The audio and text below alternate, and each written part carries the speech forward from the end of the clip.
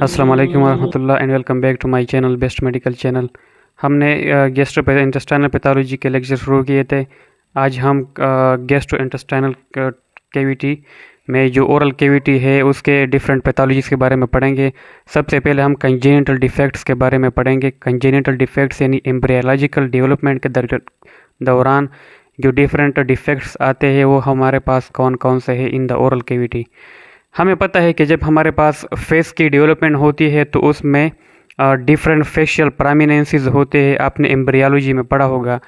वो हमारे पास facial prominence होते हैं, वो फ्यूज़ कर जाते हैं, और जब फेशियल प्रोमिनेंसेस आपस में फ्यूज़ करते हैं तो उसके नतीजे में हमारे पास फेस बनता है। वो किस तरह फ्यूजन होती है? हमारे पास एक फेशियल प्रोमिनेंस ऊपर से आता है, दो साइड से आते हैं, और हमारे पास दो नीचे से, यानी एक ऊपर से फेशियल प्रोमिनेंस आता है, दो साइड से आते हैं और दो नीचे से। तो ये फेशियल प्रोमिनेंस जब आपस में फ्यूज़ कर जाते हैं तो इसके नतीजे में हमारे पास फेस बनता है, और उसके जो डिफरेंट स्ट्रक्चर हैं अदर वो भी बनते हैं। अब अगर हमारे पास ये फेशियल प्रोमिनेंसेस सही तरीके से आपस में फ्यूज़ न कर जाए तो इसके नतीजे में हमारे पास एक कंजेनिटल डिफेक्ट बनता है जिसको कहते हैं cleft lip and cleft palate. Cleft lip बजाते खुद एक अलग कंजेनिटल डिफेक्ट है और क्लेफ्ट पैलेट ये अलग डिफेक्ट है, लेकिन दोनों मोस्टली ये जब आते हैं तो ये दोनों कंबाइन होते हैं। इस वजह से cleft lip and cleft palate हम कंबाइन बोलते हैं। इसमें इस तरह होता है कि क्लेफ्ट लिप उसका जो होंठ होता है वो प्रॉपरली फ्यूज़ नहीं होता, यानी उसमें एक दरार होता है, क्लेफ्ट होता है, और उसके पैलेट में भी इसी तरह एक दरार होता है। तो ये एक कंजेनिटल डिफेक्ट है जो कि फेशियल प्रोमिनेंस की इम्प्रॉपर फ्यूजन की वजह से हमारे पास आता है। दूसरा जो ओरल कैविटी का पैथोलॉजी है वो है एफ्थस अल्सर्स। एफ्थस अल्सर्स ये भी इम्पॉर्टेंट पैथोलॉजी है ओरल कैविटी का, जिसको हम कैंकर सोर्स भी बोलते हैं या एफ्थस स्टोमाटाइटिस भी बोलते हैं, क्योंकि इसमें हमारे पास जो ओरल कैविटी है उसकी इन्फ्लेमेशन हो जाती है, वहाँ पर स्टोमाटाइटिस हो जाता है।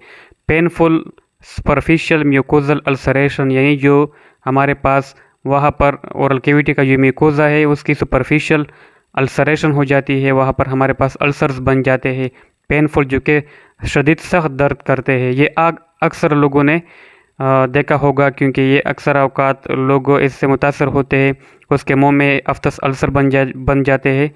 तो ये मोस्टली रिकर हो जाते हैं, बार बार आते हैं, एक दफ़ा ठीक हो जाते हैं तो फिर दोबारा आते हैं। ये क्यों होते हैं, इनके वजूहात क्या है? बाज़ लोगों के ख्याल में ये होता है कि ये उनके मैदे में प्रॉब्लम है, इस वजह से उनके मुंह में ये दाने आते हैं या ये एफ्थस अल्सर्स बनते हैं, लेकिन इसके मुख्तलिफ वजूहात हो सकते हैं। उनमें हमारे पास फेमिलियल, बाज़ अवकात लोगों में फैमिली प्रेडिस्पोजिशन होता है। इसके अलावा बाज़ लोगों में सीलियाक डिजीज़, जो कि हमारे पास ग्लूटेन सेंसिटिव एंटेरोपैथी भी जिसको बोलते हैं। छोटे बच्चों में जब वो ग्लूटेन कंटेनिंग डाइट, यानी वो ग़िज़ा जिनमें हमारे पास ग्लूटेन होता है, जब वो खाते हैं तो उनमें हमारे पास कैरेक्टरिस्टिक साइन एंड सिम्टम आते हैं, एब्डोमिनल पेन वगैरह, इरिटेबिलिटी, तो उसको सीलियाक डिजीज़ बोलते हैं। तो सीलियाक डिजीज़ में भी हमारे पास एफ्थस अल्सर्स बनते हैं। इसके अलावा इन्फ्लेमेटरी बाउल डिजीज़, उसमें भी हमारे पास बनते हैं। बेहसर डिजीज़, ये भी एक हाइपर सेंसिटिविटी रिएक्शन होता है इसमें, तो इसमें भी हमारे पास एफ्थस अल्सर बनते हैं।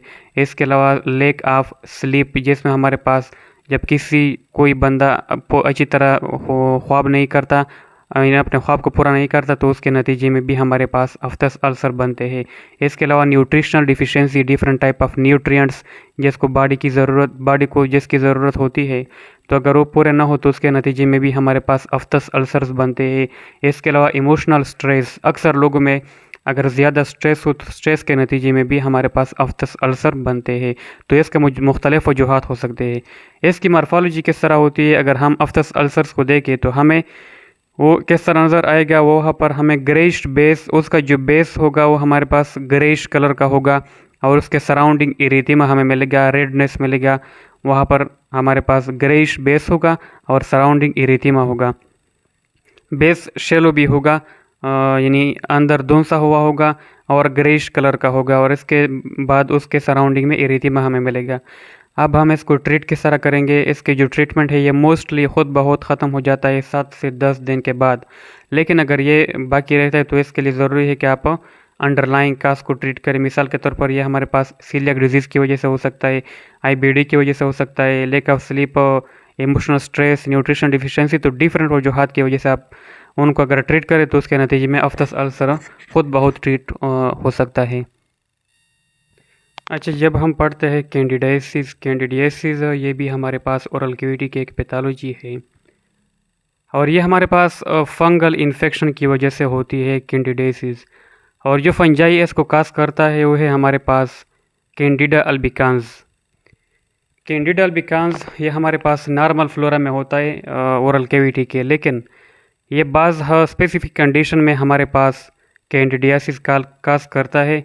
और वो कंडीशन कौन कौन से है, उनमें हमारे पास इम्यूनो सुप्रेशन हो गया कि जब हमारे पास किसी पर्सन का इम्यून सिस्टम वो हमारे पास कमज़ोर पड़ जाता है तो इस हालत में भी कैंडिडियासिस होती है। इसके अलावा different strains of Candida albicans, Candida के भी मुख्तलिफ स्ट्रेंस होते हैं, तो बाज़ स्ट्रेन इसको काज करते हैं और बाज़ काज नहीं करते, तो डिफरेंट स्ट्रेन की वजह से भी काज होता है। इसके अलावा हमारे पास जब जो नॉर्मल फ्लोरा है उसका कंपोजिशन चेंज हो जाता है, उसकी जगह कोई और फंजाई वगैरह जाती है तो उसकी वजह से भी हमारे पास कैंडिडियासिस काज होता है। इसके अलावा हमारे पास ब्रॉड स्पेक्ट्रम एंटीबायोटिक्स और जो कि हमारे पास इम्यून सिस्टम को सुप्रेस करते हैं, वो भी एक कैंडिडियासिस काज करते हैं। मोस्टली जो फंगल इन्फेक्शन है वो अपॉर्चुनिस्टिक इन्फेक्शन होते हैं, यानी वो मौके की तलाश में होते हैं, जब वो इम्यूनो सुप्रेशन को देखते हैं तो फ़ौरन काज होते हैं। इसी तरह कैंडिडियासिस भी हमारे पास फंगल इन्फेक्शन है। इसके क्लिनिकल फॉर्म्स कितने हैं? 3 किस्म के क्लिनिकल फॉर्म में ये हो सकता है। या तो सूडोमेम्ब्रेनस फॉर्म में हो सकता है, सूडोमेम्ब्रेन बन जाता है उस फॉर्म में हो सकता है। ये मोस्ट कॉमन फॉर्म है और इसका फॉर्म को हम थ्रश भी बोलते हैं, थ्रश। इसके अलावा ये इरिथेमेटस फॉर्म में भी हो सकता है, जिसमें हमारे पास इरिथेमा रेडनिंग हो जाती है, इरिथेमा बन जाता है। या ये हमारे पास हाइपरप्लास्टिक फॉर्म में भी हो सकता है। तो ये 3 क्लिनिकल फॉर्म्स है, सूडोमेम्ब्रेनस, इरिथेमेटस और हाइपरप्लास्टिक। इसकी मॉर्फोलॉजी किस तरह होती है? ये हमारे पास superficial grey to white inflammatory membrane बन जाता है, सूडो मेम्ब्रेन बन जाता है। हमारे पास जो टंग होता है उसके ऊपर अगर आप उसके पेशेंट को एग्जामिन करें, उसके टंग को देखें, तो वहाँ पर आपको सुपरफिशियल वाइट या grey to white inflammatory membrane नज़र आएगा, जो कि अगर आप उसको किसी चीज़ से उसको हटाने की कोशिश करेंगे तो स्क्रैप्ड ऑफ हो जाएगा ईज़िली।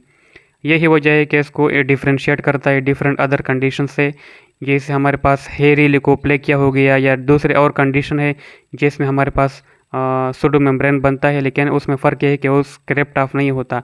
जबकि कैंडिडियासिस में जो हमारे पास grey to white superficial inflammatory membrane बन जाता है वो हमारे पास इजीली स्क्रैप्ड ऑफ हो जाता है।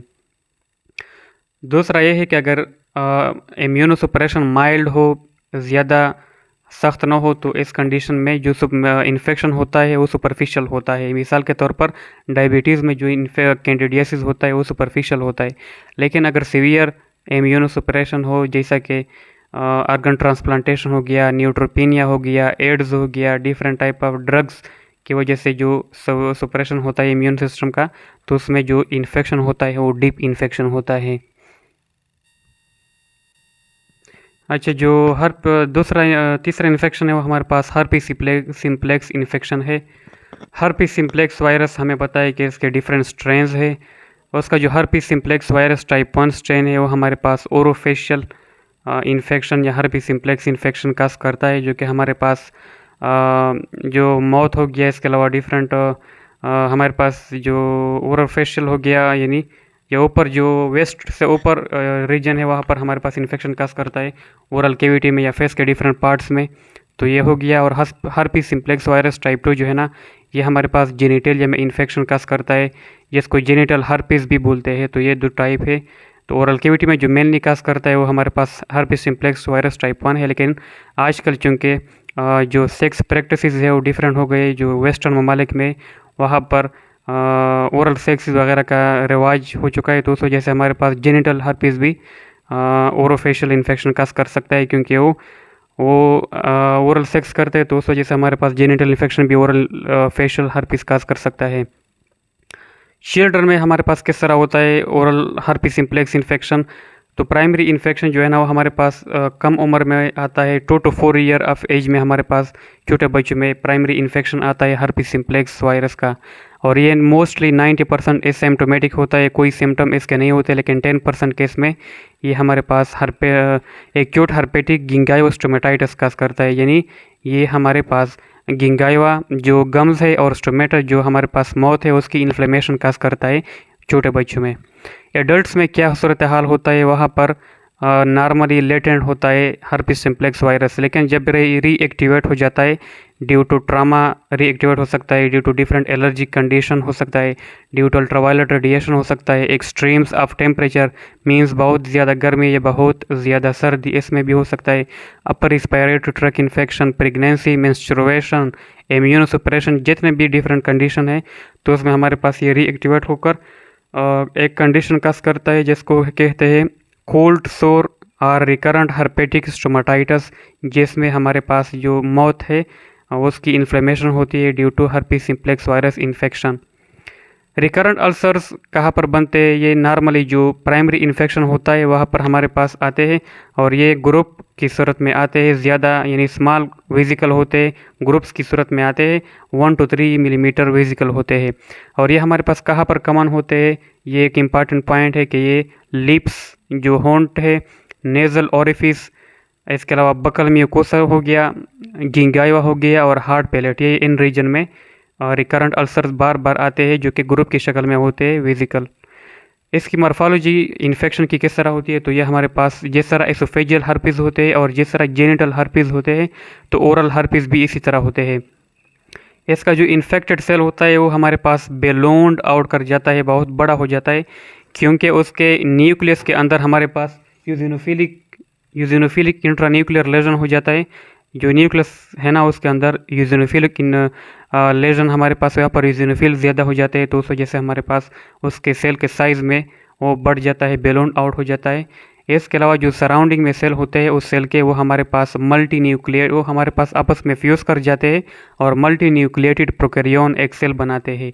तो ये मॉर्फोलॉजी हो गई कि इन्फेक्टेड से बेलोन्ड आउट बड़ा हो जाता है और उसके न्यूक्लियस के अंदर यूजिनोफिलिक से लेजन हो जाता है, वहाँ पर यूजिनोफिल ज़्यादा हो जाते हैं। इसके अलावा जो सराउंडिंग सेल है वो हमारे पास फ्यूज़ करके मल्टी न्यूक्लिएटेड प्रोकैरियोन बनाते हैं। तो ये इन्फ्लेमेटरी कंडीशन हो गई ओरल कैविटी के, जिसमें मैंने आप लोगों को सबसे पहले ओरल कैविटी में टीथ के बारे में बताया, जैसे जिंजावाइटिस हो गया, और इसके अलावा हमारे पास ओरल कैविटी के जो कैरीज बनते हैं या पेरियोडोंटाइटिस, इस तरह ओरल कैविटी में हमारे पास हर्पीस सिम्प्लेक्स इन्फेक्शन हो गया और कैंडिडियासिस हो गया, और ये सारे इन्फ्लेमेटरी कंडीशन में आते हैं।